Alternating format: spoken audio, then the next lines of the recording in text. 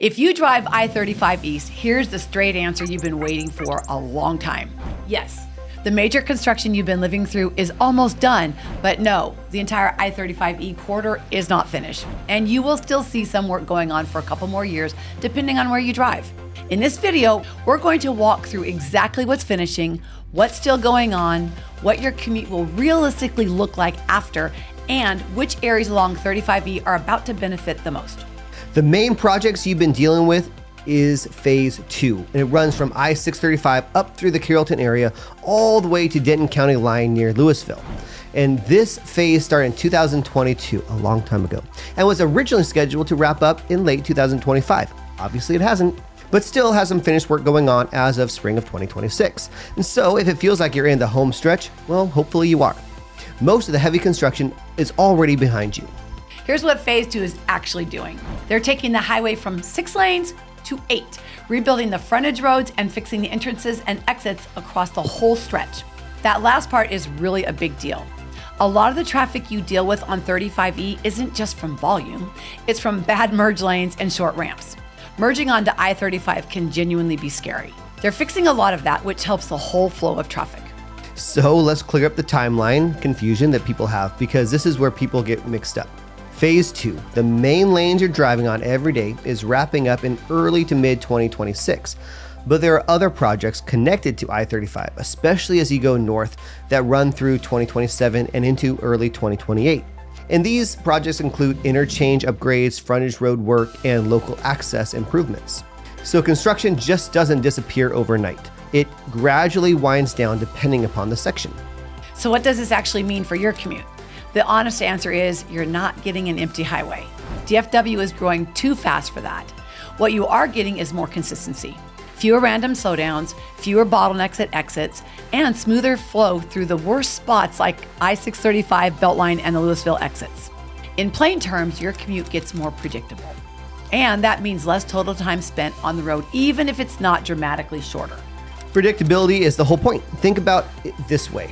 If your drive is consistently 30 minutes instead of bouncing between 25 and 35, that changes how many people are willing to live in that area and commute to work.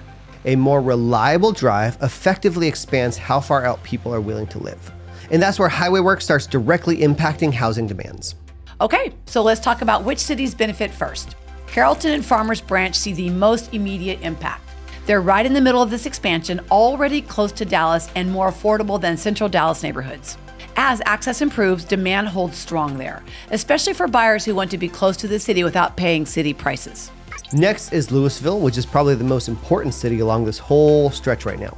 It sits right between Dallas and Denton County, and it benefits from both phase 2 and the projects continuing north. As this corridor keeps improving, Lewisville becomes a lot more attractive for buyers who want more space, but still need very easy access and quick access to Dallas. We're already watching people push their home searches north into this area. Then you've got the second wave, Denton County. Cities like Corinth, Highland Village, and Denton don't get the full benefit right away. But as the additional projects finish through 2027 and 2028, those areas are going to gain as well. And this is typically where buyers stretch further out once the closer in cities get more competitive.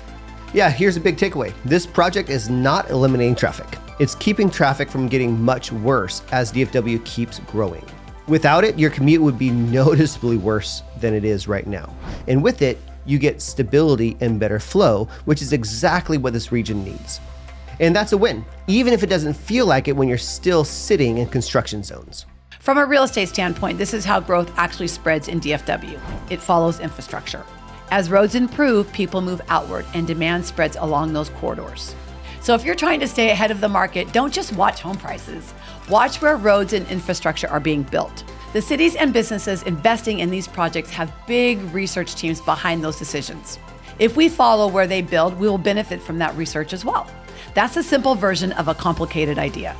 So to recap the timeline clearly as possible, the main work of phase 2 wraps up in early to mid 2026. Supporting projects continue through 2027 and into 2028, and the impact shows up first in Carrollton, Farmers Branch, and those surrounding areas, and then it strengthens in Lewisville, and then eventually even pushes further north where a lot of development is already happening right now. If you live in these cities, you'll feel this gradually, not all at once. And if you're thinking about moving, upgrading, or investing, this is exactly the kind of information that helps you make the right call. If you want help figuring out which area along this corridor makes the most sense for you, reach out to us directly. And subscribe if you want more breakdowns like this that actually explain what's happening in DFW. We'll see you next time.